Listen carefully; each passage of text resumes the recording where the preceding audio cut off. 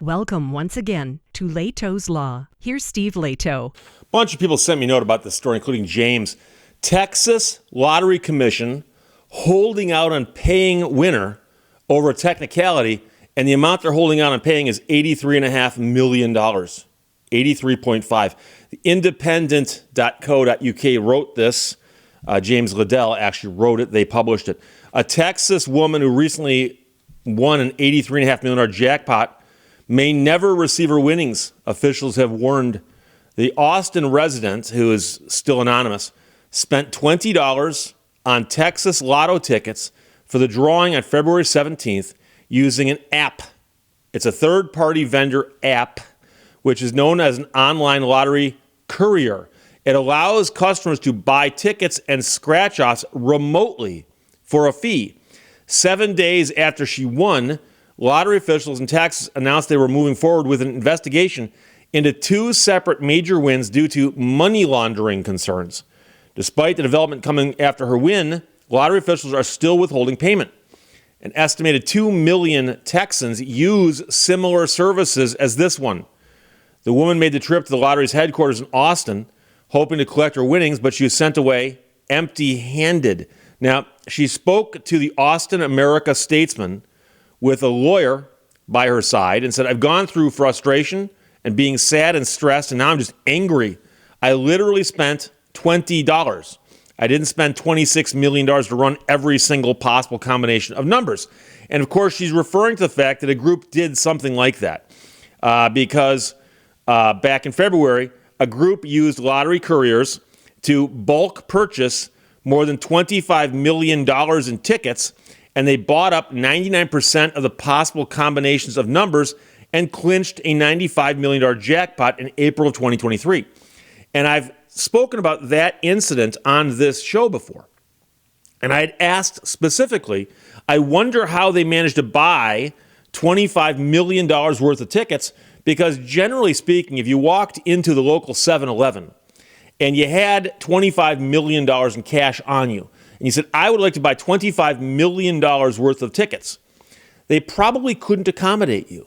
So I was assuming there's some kind of logistic issue there. Well, they did it by using one of these courier app systems. So in February, the Lottery Commission said it would move forward with making lottery courier services illegal in the state after initially stating it didn't have the power to change legislation. The commission also said it proposed a rule change to revoke the licenses of retailers working with third-party operators. So that same day, the Texas governor directed the Texas Rangers, not the baseball team, but the law enforcement group, to investigate her lottery win and a jackpot win that happened back in 2023 involving the group that did the $25 million. 2 days later, the Attorney General announced his own investigation into these suspicious wins. According to the woman's lawyer, the TLC's general counsel said that the commission would not decide whether or not to pay the winnings until the Texas Rangers complete their investigation. The woman maintains she is the rightful winner of last month's draw. Sometimes there are reasons to investigate things, but I don't think mine is one of them. This is an opportunity for me to do other things in my life, and I want to be able to get to those. The attorney said that his client did nothing wrong. We played by the rules. We're still playing by the rules. We expect that my client should be paid. The woman's attorney told a local station that if the jackpot was not paid out within a few more days, which is the typical time it takes for winnings to get paid, his client would consider all options, including litigation. So at the end of February, state senators unanimously voted to criminalize the lottery couriers. If passed by the Texas House and signed by the governor, acting as a courier for pay would be a misdemeanor, punishable by up to a year in jail and a fine of up to $4,000. And of course, they tack onto that and say, by the way, if the ticket is being used, passed through a courier, it's void. But they could do that. The TLC, Texas Lottery Commission, has been embroiled in scandal in recent years. A panel probed it, accusing its jackpots of being used as a potential vehicle for money laundering. The statute that established the Texas Lottery in 1991 forbids using phones to sell tickets. Senators told lottery representatives that apps similar to this one could be used by minors or could allow single buyers to purchase vast numbers of tickets in a single drawing with numerous different possible number combinations. A spokesperson for the app said that it had suspended activity in Texas. Despite our proven track record of compliance and commitment to responsible gaming, the Texas Lottery Commission has issued a new policy prohibiting our services effective immediately, they told the news station. As a result, we're suspending lottery courier operations in Texas. So it's an interesting situation because it looks like the Lottery Commission in Texas decided to crack down on something and say this is no longer legal. The problem is the woman bought her ticket before that law got changed. So can they retroactively change the law? One wouldn't think so. But they're also saying that the law already had a prohibition against using a phone to buy tickets. And that law was written, it appears, quite some time ago. And by quite some time ago, I mean back when, you couldn't imagine that apps and smartphones probably existed. And so the question then becomes, do you really say that there was a prohibition against it because technically speaking, the thing in her hand is a phone? One angle. And the other question is this. If you create a lotto and in that game, it's possible that somebody can buy up every single combination of numbers, guaranteeing that they win, but paying for the tickets properly. Is that against the rules? And if it's not, you'd need to make a rule that says that. But on the other hand, the only way that you could actually make a rule like that make sense is to say, well, if there's, 25 million possible combinations, you can't buy them all.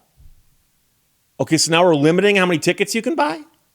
Or, and so it's crazy, but I've heard of stories.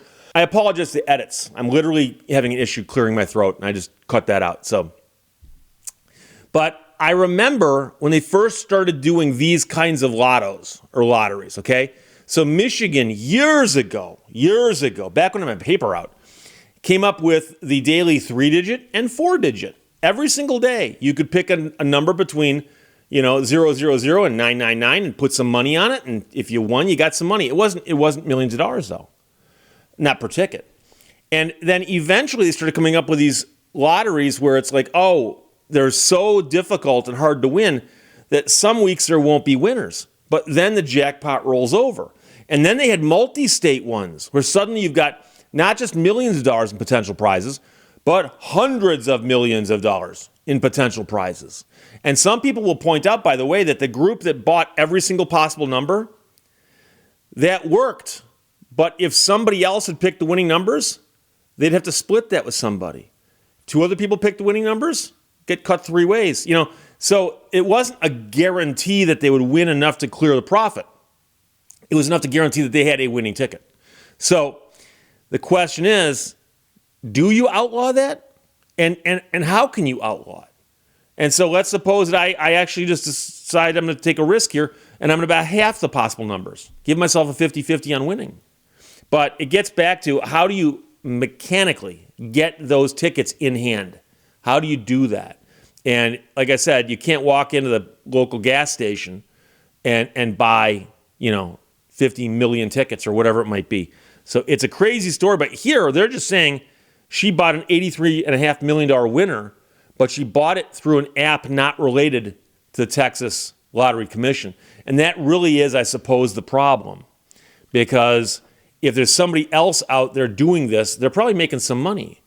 And the Texas Lottery Commission wouldn't want someone else taking some money that they could be making. So what I would suggest that the Texas Lottery Commission ought to do is come up with their own app and just say, well, here's the official app. You want to do this, buy it through our app. But then the question then is, will that eliminate these kinds of situations? So they're going to get to the bottom of this, and they're going to change the law. But will that affect the woman who bought the winning ticket before the law got changed? That's an interesting question. So James, thanks for sending that from the independent.co.uk. James Liddell wrote that. Texas Lottery Commission holding out on paying $83.5 million winner over a technicality. Questions or comments, put them below. Let's talk to you later. Bye-bye. Thank you for watching Lehto's Law. Remember, people will judge you by your actions, not your intentions. You may have a heart of gold, but so does a hard-boiled egg.